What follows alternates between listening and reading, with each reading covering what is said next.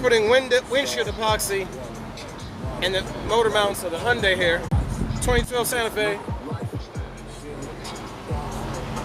Car getting it, car getting it. So this improves the rigidity of the engine mount and keeps it from failing. Filling those crevices.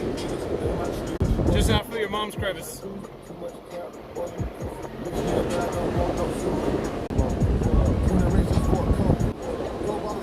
Gotta stiffen the stock mounts. This won't affect anything, it'll just keep it from failing. Because these trucks are very, very hard on engine mounts.